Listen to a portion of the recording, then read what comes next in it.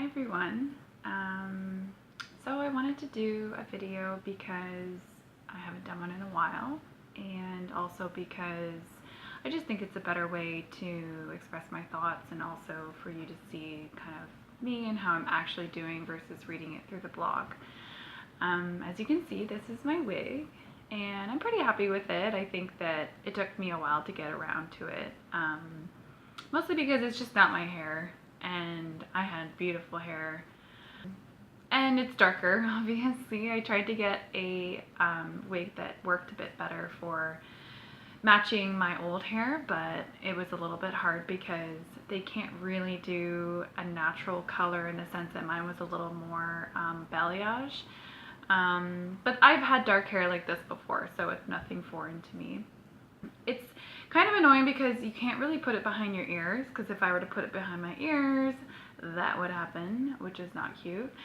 So I find that where my part is, so this side has more hair, so it actually falls straight in my face and I can't really keep it out, so that's why I pin it back, which has worked really well. One thing I worry about is when it's really windy outside, I feel like my hair is going like this and everyone can see my wig, which makes me a little self-conscious while wearing it, so I'll have to figure out how to kind of like keep my hair in, because that is not cute. It's not uncomfortable. I would say the only thing that's uncomfortable is when the hair comes in my face and I can't, go like that. So yeah, but I thought that I would kind of take it off for you guys. So here we go. Whoa! I wear this headband underneath because it kind of just keeps the wig on a little bit more securely, because I find that if I don't have it on, my wig will just like slowly go back, and then my forehead gets bigger. And you can't just be out in public and be adjusting your wig forward. People would be wondering what you're doing. And it's just Velcro, so it comes off. And this is my bald head. You can kind of see there's a little bit of fuzz. But, yeah, this is it. This is kind of what I look like bald. So I took Mark's razor, which he found out after the fact. And that worked perfectly. Men obviously know what they're doing when it comes to shaving. So I just started doing it, and then my girlfriend Laura came over and she, as a very good friend, helped me do the back. I was so happy I finally did that. Oh, I just got in the bathroom and I was like, fuck this. And then my poor boyfriend doesn't have to look at my patchiness all the time. He can just look at my bald head, which I don't know is better. So I thought that I would do kind of like a tips and tricks video because I finished my AC rounds, which was the first 4 rounds of my chemo treatment. The AC is the combination of drugs that I was taking. I'm not going to try to pronounce the entirety of the name because I can't. The AC also included that drug that I talked about called the Red Devil, which is, ugh. It's gross looking at it going in. It's gross to think about. It also just, oh, it's evil. I just hated watching the nurse put it through. Like, she'd just hold the syringe and just push it through. And then she'd be wearing goggles and mask, and it just was unpleasant. And I made the mistake of chewing. I didn't make the mistake. I think this was a good idea at the time, because when it goes through, you actually can taste it in your mouth. I don't know if you've ever gotten fluids or CT scans or, what am I talking about? You probably haven't gotten any of these because you aren't sick. I am.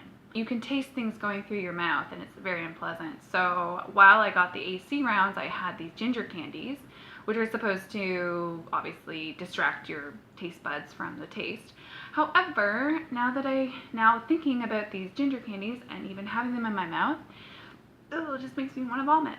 So no more ginger candies for me. I thought that now that I've done my AC, and hopefully never have to do it again, but I thought I could give some tips. So primarily, the best way to sum up the feeling that you get from AC is a hangover. I'd like to say that I have mastered my craft in hangovers. That's totally possible.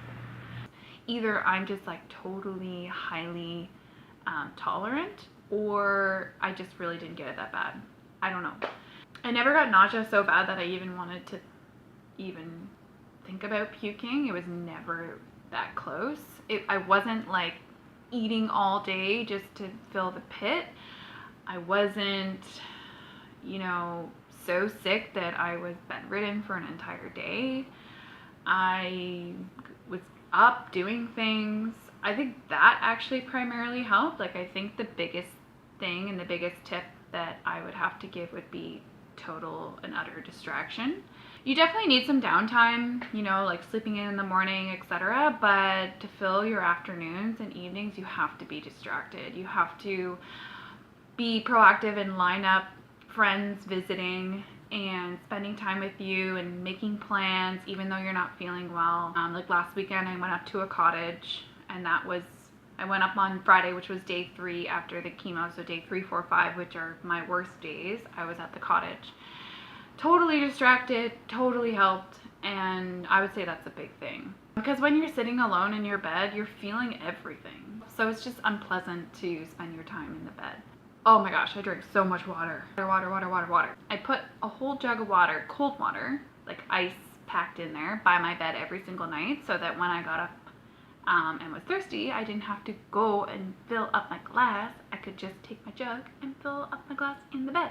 Which, by the way, was a very good idea. I would say it's my best so far. Also, I found that when I'm hungover from alcohol, I like cold things. So I assumed, and I was correct, that that was also what I needed during AC. So I was constantly drinking ice water. One thing that I loved that I did for myself was I would take bananas and I'd cut them up and put them in little baggies and put them in the freezer. And those were excellent cold treats, healthy treats obviously, to eat while I was not feeling well. I also drank a lot of coconut water. That was nice because it kind of broke up the water intake, so I wasn't getting bored of water. I could just, you know, switch it up with a bit of coconut water, which I love coconut water, so that was a nice treat. So good when it's in ice. Oh my god, it's so delicious. What else helped? Well, the essential oils, I did those every single night in my bad days. I would rub the Sleep Well roller from Sage Wellness on my feet. I would roll the Eater's Digest on my stomach, and I would roll the peppermint on my temple and also the back of my neck. I don't know what they're doing to my body internally, but they do have a really nice refreshing feeling on my skin, which refocused my attention when I was feeling nauseous or having headaches or just feeling shitty, and I found that that really helped for me. The major thing I think also that was very important to get me through AC was sleep. I had pretty much 0 problems sleeping, which I think is amazing. I would say there's maybe 2 nights where I struggled, but it also could have been a full moon, so I don't know. I don't know if it's the essential oils, I don't know if it's just because I'm a good sleeper, I don't know, but I slept really well. A couple tricks I do to sleep well is I wear earplugs. This primarily gets rid of Mark's snoring, but I also find that it just gives me a really deep sleep because it cuts out sirens, it cuts out streetcars. If you live in the country and all you hear is crickets, then no bother. I also wear something over my eyes, and I don't wake up as often, so I get really deep sleeps.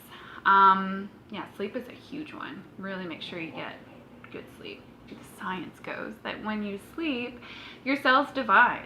The essence of chemo is to stop your cells from dividing. So when you sleep, you can help your good cells divide and become healthier. It just makes sense.